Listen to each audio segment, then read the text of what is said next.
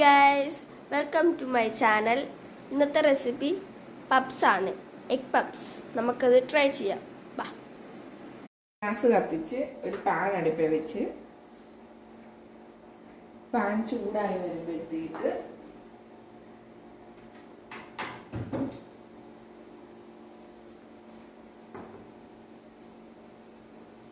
Pan ചൂടായി വന്നിട്ടുണ്ട്. അതിനകത്തോട്ട് ഒരു സ്പൂണോളം വെളിച്ചെണ്ണ ഒഴിച്ചു കൊടുത്ത്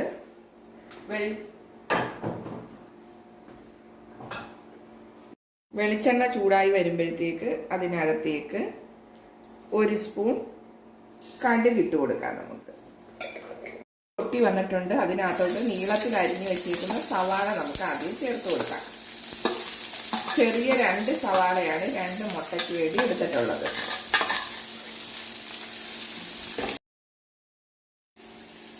സവാള ചെറിയതായിട്ടൊന്ന് വാടി വന്നപ്പോഴത്തേക്ക് അതിനകത്ത് നീളത്തിൽ അരിഞ്ഞു വെച്ചിരിക്കുന്ന ഇഞ്ചി വെളുത്തുള്ളി ആഡ് ചെയ്ത് കൊടുക്കാം. എന്നിട്ട് നന്നായിട്ടൊന്ന് ഇളക്കി ഒരു 2 മിനിറ്റ് നമുക്കൊന്ന് മൂടി വെച്ചിട്ട് ഒന്ന് ആവി കയറ്റിയെടുക്കാം.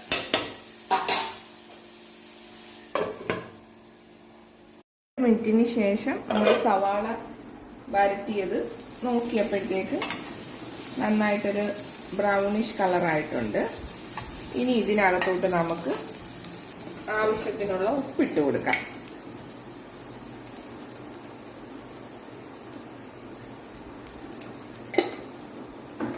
ഉപ്പിട്ട് കൊടുത്ത് നന്നായിട്ട് ഒന്നും കൂടെ ഇളക്കി ഇനി തുറന്ന് വെച്ച് ഒരു 2 മിനിറ്റ് കൂടെ ഒന്ന് ഉള്ളി ഒന്ന് വരട്ടിയെടുക്കാം. ഉള്ളി നന്നായിട്ട് വരണ്ട് വന്നിട്ടുണ്ട്. നമുക്ക് ഇതിനകത്തോട്ട് ഒരു 1/2 ടേബിൾ സ്പൂണോളം ചിക്കൻ മസാല ആഡ് ചെയ്യാം.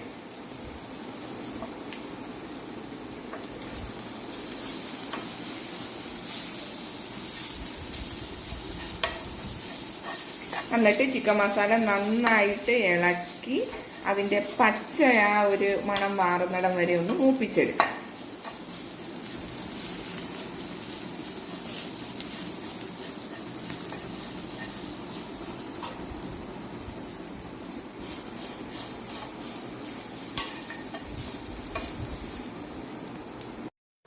മസാലയെല്ലാം ഇട്ട് മസാലയുടെ പച്ച മണമെല്ലാം മാറിക്കഴിഞ്ഞപ്പോഴത്തേക്ക് നമുക്ക് ഇതിനകത്തോട്ട് ഒരു ചെറിയ തക്കാളി ചെറുതായിട്ട് അരിഞ്ഞ് ഇതിനകത്തോട്ട് ചേർക്കാം.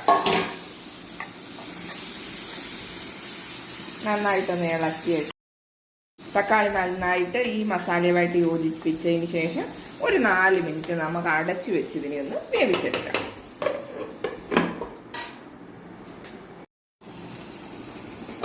തക്കാളിയെല്ലാം നന്നായിട്ട് ഉടഞ്ഞിട്ടുണ്ട്. ഈ മസാലയുമായിട്ട് നന്നായിട്ട് നമുക്കൊന്ന് ഉടച്ച് യോജിപ്പിച്ചെടുക്കാം.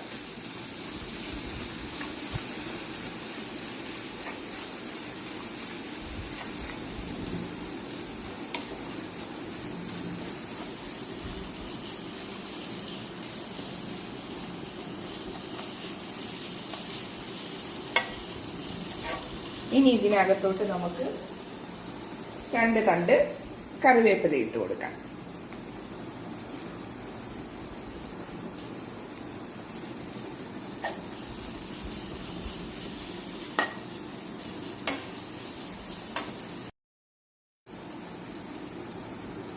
കുറച്ച് കുരുമുളക് പൊടി ഇതിനകത്തോട്ട് ഇട്ട് കൊടുക്കാം.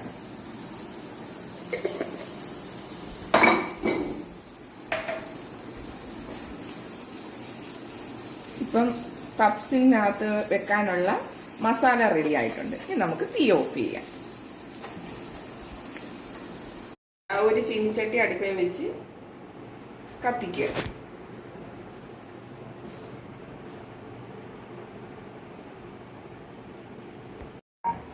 ചീനിച്ചട്ടി ചൂടായി അതിലേക്ക് ആവശ്യത്തിന് വെളിച്ചെണ്ണ ഒഴിക്കുക, അല്ലെങ്കിൽ സൺഫ്ലവർ ഓയിൽ.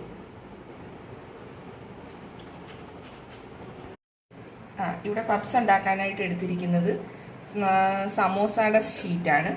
അത് ഇതേ രീതിയിൽ അറേഞ്ച് ചെയ്തതിന് ശേഷം ഒരു കപ്പിൽ കുറച്ച് മൈദ വെള്ളവുമായിട്ട് മിക്സ് ചെയ്യും. മൈദയുടെ പേസ്റ്റ് ഇതിൻ്റെ 4 വശവും ഇങ്ങനെ തേച്ച് കൊടുക്കാം.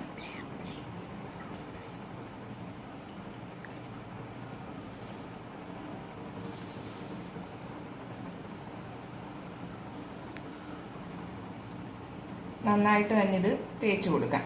കൊടുത്തതിന് ശേഷം പപ്സിനുള്ള മസാല എടുത്ത് വെച്ച് ഇതിന്റെ സെന്റർ ഭാഗത്തായിട്ട് മസാല വെച്ചതിന് ശേഷം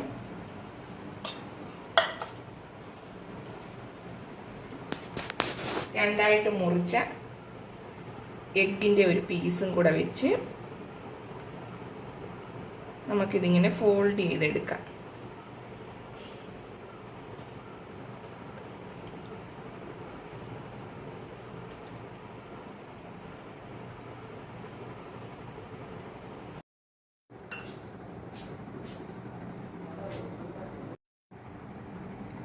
ഇങ്ങനെ തേച്ച് ഇങ്ങനെ ഒരു ബോക്സ് പോലെ നമുക്ക് സെറ്റ് ചെയ്തെടുക്കാം. എടുത്തതിന് ശേഷം ചൂടായി കിടക്കുന്ന എണ്ണയിലേക്ക് നമുക്കിതിടാം.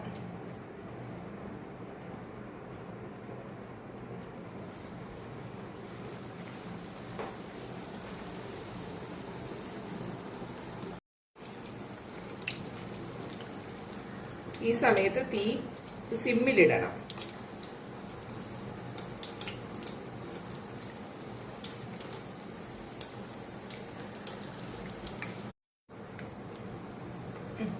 ഇത് തിരിച്ചിടാം. നമുക്ക് ഒരു വശം ഒരു ഗോൾഡൻ കളർ ആവുമ്പോഴത്തേക്ക് നമുക്ക് തിരിച്ചിട്ട് ഗോൾഡൻ കളർ ആവുമ്പോൾ നമുക്ക് ഇത് എണ്ണയിൽ നിന്ന് എടുക്കാവുന്നതാണ്. ായിട്ടുണ്ട്. നമുക്കിത് എണ്ണയിൽ നിന്ന് കോരിയെടുക്കാം.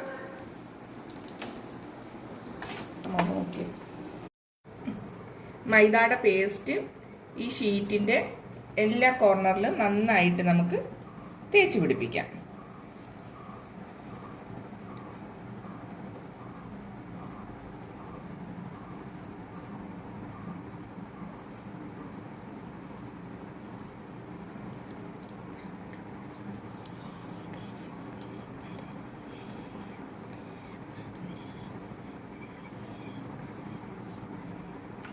ഇനി ഇതിലേക്ക് നമുക്ക് ആവശ്യത്തിനുള്ള മസാല വെച്ച് കൊടുക്കാം.